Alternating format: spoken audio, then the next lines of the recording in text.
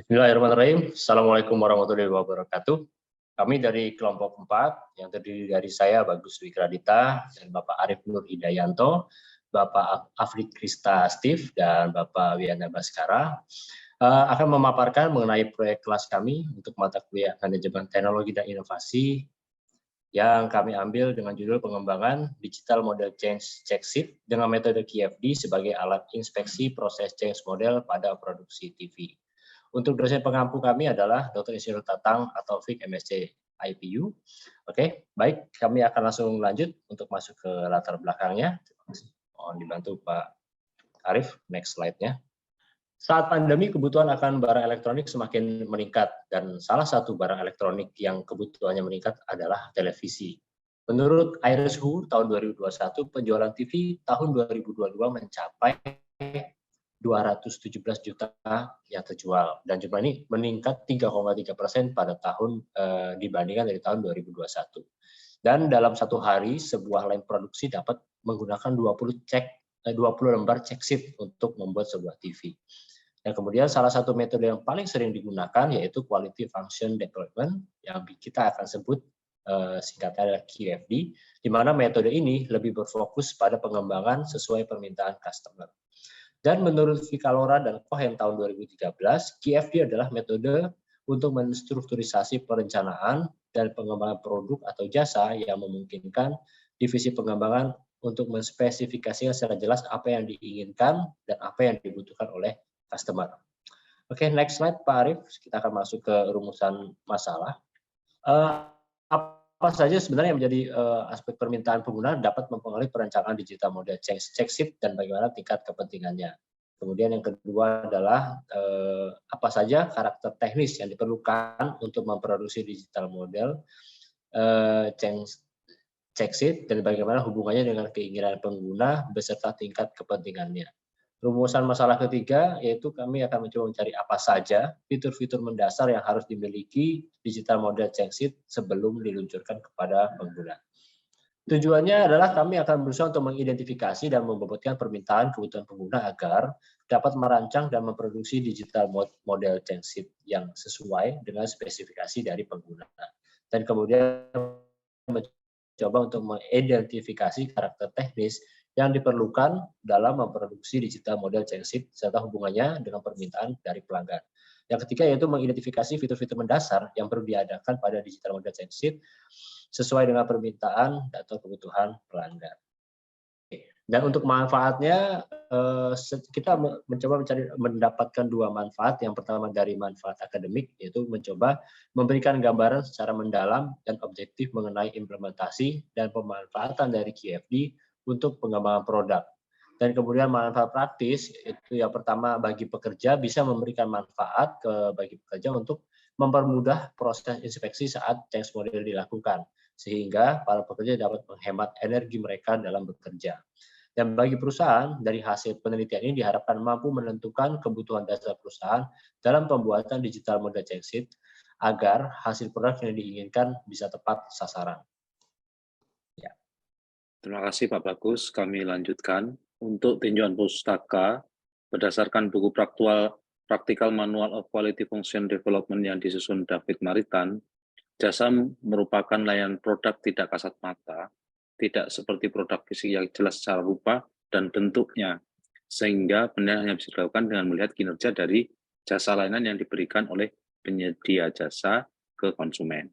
Standarisasi sulit dilakukan sehingga penilaian hanya bisa dilihat berdasarkan apakah kualitas jasa layanan yang diberikan itu sudah sesuai dengan yang diharapkan oleh konsumen. Kemudian yang kedua, jasa atau layanan itu tidak dapat disimpan, di mana jika terjadi suatu kesalahan di perjalanannya, jasa layanan tetap harus disampaikan ke konsumen tanpa sempat diperbaiki, karena bisa saja perbaikan justru membuat kesalahan menjadi lebih rumit. Selain itu, dalam jasa layanan juga harus menyelaraskan orang-orang yang terlibat dalam memberikan pelayanan terbaik kepada konsumen. Lanjut. Pada tahun 90, Cooper mengembangkan Stage Gate Framework yang membagi pengembangan produk ke dalam 5 fase, yaitu 1. Konsep dan tahapan pengembangan. 2. Pengembangan produk. 3. Pengembangan prototipe dan proses testing. 4. Produksi dan komersialisasi. 5. Gagasan produk baru dan penilaian. Lanjut. Nah, apa sebetulnya itu Quality Function Development atau QFD? QFD merupakan salah satu metode untuk berkomunikasi dengan pelanggan dan menggunakan informasi ini untuk mengembangkan produk yang dapat memuaskan pelanggan. Menurut Vicalora dan Cohen tahun 2013, QFD adalah metode untuk menstrukturisasi perencanaan dan pengembangan produk atau jasa yang memungkinkan divisi pengembangan untuk melakukan spesifikasi secara jelas apa yang diinginkan dan dibutuhkan pelanggan. Yang kemudian setiap kapabilitas produk atau jasa yang diusulkan akan dievaluasi secara sistematis dalam hal pengaruhnya untuk memenuhi kebutuhan tersebut. Lanjut. Nah, pada awal tahun 1972, Nishimura menerbitkan sebuah artikel mengenai penggunaan matriks serupa dengan QFD yang diaplikasikan pada proses desain kapal kargo besar di perusahaannya, yaitu Mitsubishi Heavy Industry. Matriks ini dinamakan dengan quality chart yang bertujuan untuk meningkatkan kualitas suatu produk. QFD juga menjadi prosedur utama pada produksi mobil Toyota di tahun 1970-an, khususnya pada saat memproduksi bagian badan mobil. Hal ini karena kecenderungan badan mobil Toyota yang mudah korosi, yang berujung pada kerugian perusahaan. Dan pada tahun 1984, Don Clausing memperkenalkan metode ini di perusahaan Ford dengan nama yang berbeda. Sejak saat itu, penelitian dan kesuksesan penggunaan QFD ini berkembang sangat pesat. Lanjut. Nah, Cordeiro pada tahun 2016 mengusulkan matriks QFD yang telah disesuaikan sebagai Project Management Tools, di mana metode QFD memberikan keuntungan bagi manajemen proyek. Di antaranya adalah fokus pada kebutuhan pelanggan, komunikasi tim untuk mengisi matriks, komunikasi yang jelas dengan adanya visualisasi kematangan proyek, dan dapat merencanakan sumber daya berdasarkan fase-fase proyek untuk kebutuhan yang lebih spesifik. Lanjut. Walaupun saat ini penggunaan QFD telah berhasil diaplikasikan pada banyak area dengan beragam tujuan, metode ini paling tidak memiliki dua tujuan yang fundamental, yaitu yang pertama, meningkatkan komunikasi mengenai kebutuhan pelanggan di sepanjang perusahaan. Yang kedua, meningkatkan kelengkapan spesifikasi dari produk atau layanan yang kemudian spesifikasi tersebut dapat dilacak secara langsung terhadap kebutuhan dan keinginan konsumen. Ini disampaikan oleh Pariani pada tahun 2010. Lanjut. Nah, fase-fase QFD paling tidak ada 4, yaitu ada fase perencanaan produk. Kemudian yang kedua ada fase desain produk. Kemudian yang ketiga fase perencanaan proses. Yang keempat fase perencanaan pengendalian proses. Lanjut.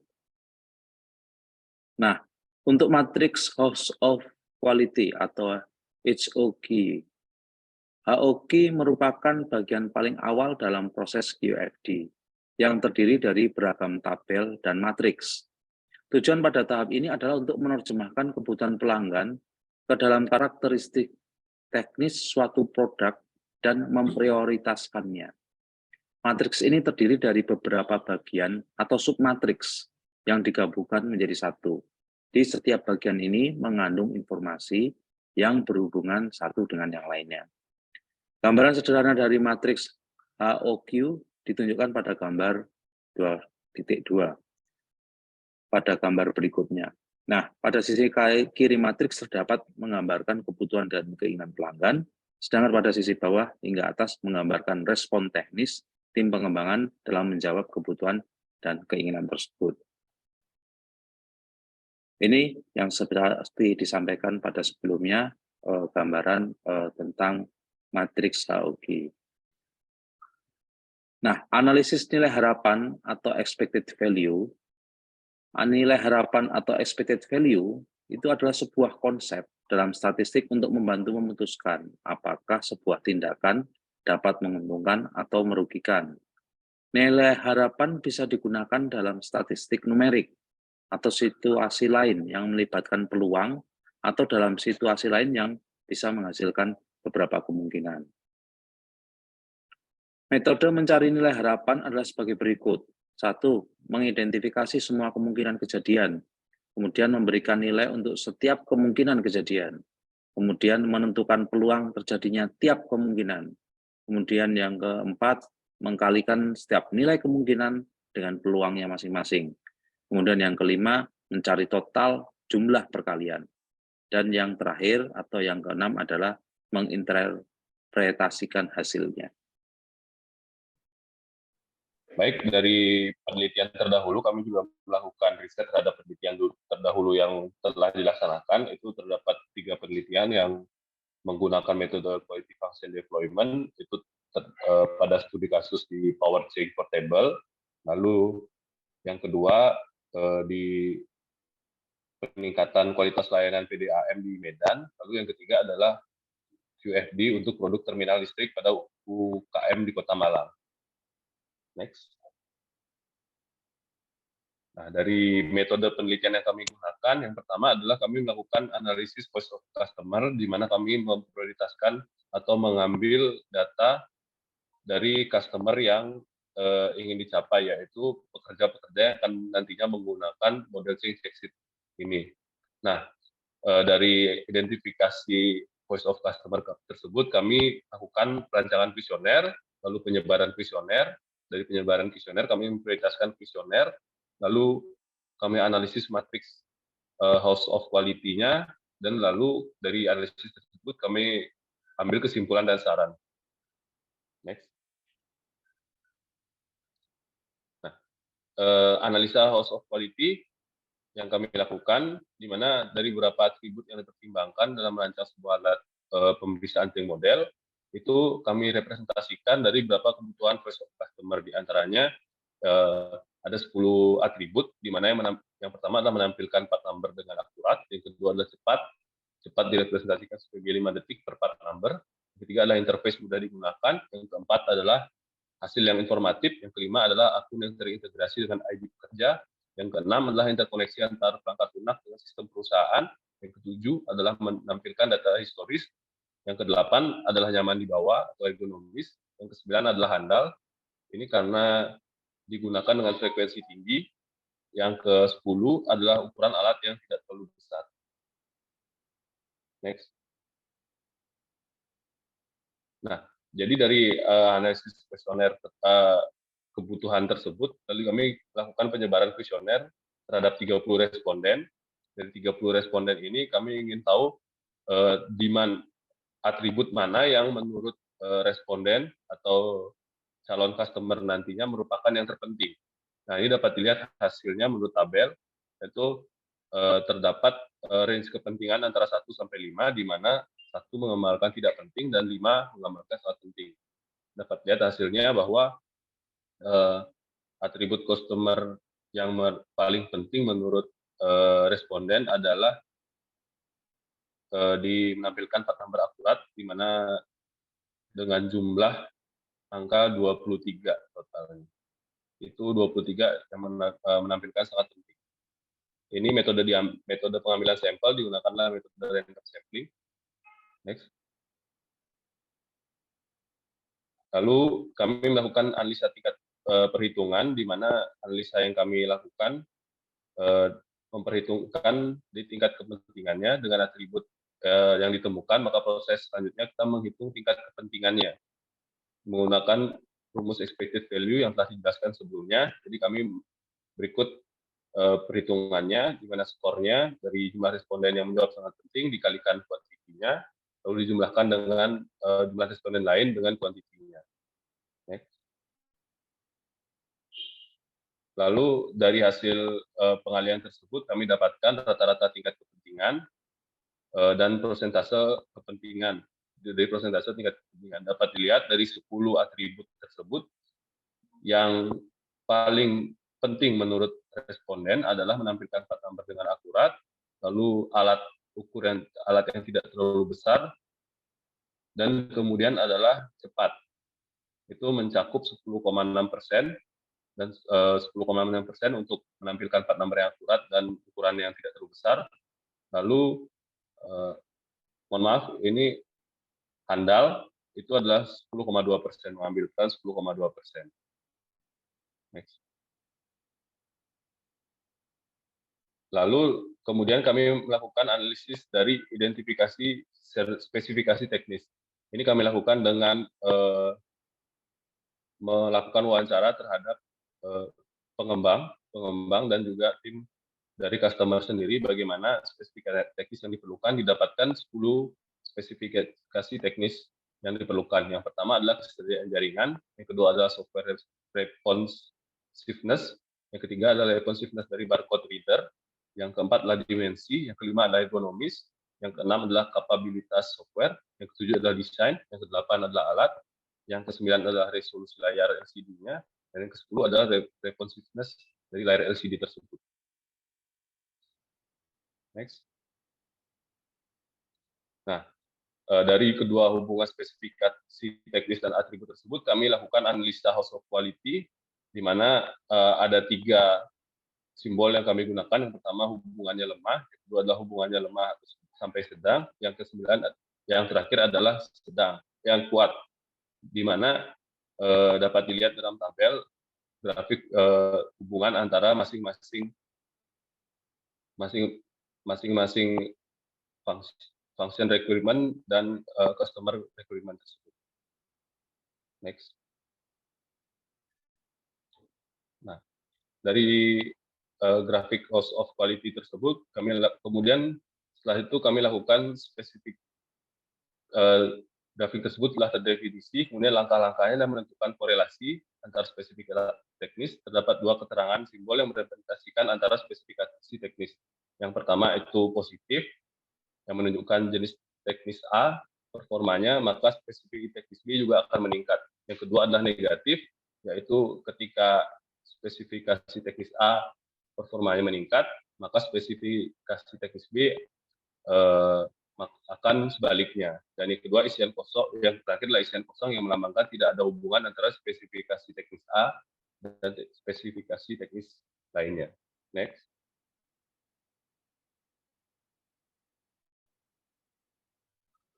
Berikut adalah hasil matrik korelasi untuk spesifikasi teknis. Dapat dilihat ada beberapa hubungan. Yang pertama contohnya adalah kesediaan jaringan, itu berhubungan dengan software responsiveness. Lalu yang berkorelasi negatif contohnya dimensi, itu selalu berlawanan dengan berat. Next.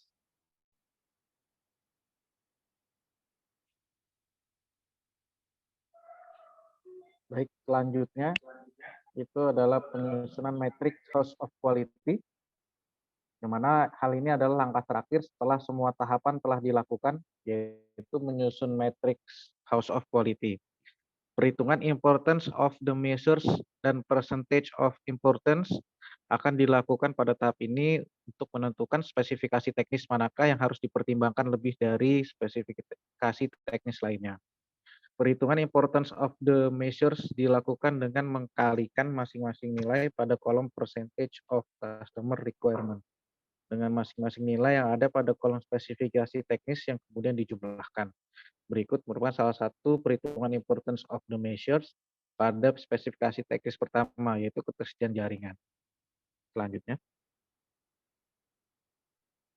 Oke, di sini selanjutnya adalah tabel 4,5, yaitu perhitungan important of measures, yang mana dari perhitungan sebelumnya didapatkan important measure dari spesifikasi teknis ketersediaan jaringan adalah sebesar 339. Kemudian metode perhitungan yang sama juga dilakukan pada spesifikasi teknis lainnya dan didapatkan hasil yang disusun dalam tabel 4,5 ini. Yang mana spesifikasi ketersediaan jaringan secara importance of measure itu 399,4. Kemudian yang paling besar itu adalah kapabilitas software senilai 563,7 dan juga software responsiveness dengan 445,5. Selanjutnya. Nah, tahap selanjutnya adalah melakukan normalisasi min-max untuk menentukan percentage of importance. Perhitungan percentage of importance pada spesifikasi teknis pertama yaitu ketersediaan jaringan yang mana dengan dirumuskan sebagai berikut. Dari hasil yang dirumuskan tersebut, kita bisa lihat di tabel 4,6 yaitu perhitungan importance of user. Yang mana dalam hal ini kapabilitas software itu sebesar 1% dibandingkan dengan yang lainnya. Kemudian untuk software responsiveness itu sebesar 0,78 dan juga desain itu sebesar 0,53 dan ketersediaan jaringan 0,7. Selanjutnya. Nah, kemudian adalah hasil dari penyusunan Hierarchy beserta perhitungan importance of the measures dan percentage of importance tertera pada gambar 4,4 yang ada di sebelah. Berdasarkan gambar tabel tersebut dapat disimpulkan bahwa beberapa spesifikasi teknis yang harus dijadikan poin penting dalam merancang alat digital model chain check sheet ini yaitu kapabilitas software, software responsiveness, dan ketersediaan jaringan. Selanjutnya. Nah, dari analisa yang dijelaskan sebelumnya dapat disimpulkan, satu, ditemukan ada 10 customer requirement pada perancangan alat digital model chain check sheet. Kemudian kedua, requirement tertinggi sebesar 4,63 adalah penampilan part number yang cepat serta ukuran yang tidak terlalu besar. Pada poin 3 ada 10 spesifikasi teknis yang dibutuhkan untuk merealisasikan alat digital model chain check sheet. Kemudian pada poin 4, relation matrix antara atribut dengan spesifikasi teknis memiliki 3 skala relasi, lemah, sedang, dan kuat. Pada poin 5, relation matrix antar spesifikasi teknis memiliki 2 skala relasi, yaitu positif, 18 relasi, dan negatif, 4 relasi. Pada poin 6, hasil penyusunan matriks Hierarchy untuk menentukan spesifikasi teknis apa yang perlu lebih dipertimbangkan di antara spesifikasi teknis yang lain, yaitu kapabilitas software dengan nilai 564, software responsiveness dengan nilai 446, dan ketersediaan jaringan dengan nilai 399. Selanjutnya adalah saran yang pertama adalah dalam perlu dilakukan sosialisasi dan pelatihan terhadap pekerja dan user mengenai penggunaan alat digital model check sheet pada proses produksi TV. Dalam pengembangan alat dan sistem digital model check sheet agar dibuat lebih memperhatikan dibutuhkan customer atau user dengan turut mengembangkan dan meningkatkan jaringan internet yang mendukung pada alatnya. Yang ketiga adalah perlu dilakukan penelitian lanjutan mengenai hasil implementasi dari KFD terhadap alat digital model check sheet dan hasil evaluasi terhadap ketergunaan alat bagi pengguna. Oke, selanjutnya. Oke, demikian presentasi dari kelompok kami. Terima kasih. Baiklah, terima kasih. Demikian adalah hasil dari pemaparan proyek kelas kami yang mengenai pengembangan digital model change check sheet. Semoga apa yang sudah kita lakukan ini bisa diambil manfaat dan bisa berguna dalam penelitian maupun dari pengembangan dari perusahaan yang sudah kita lakukan penelitian tersebut. Terima kasih dan selamat malam.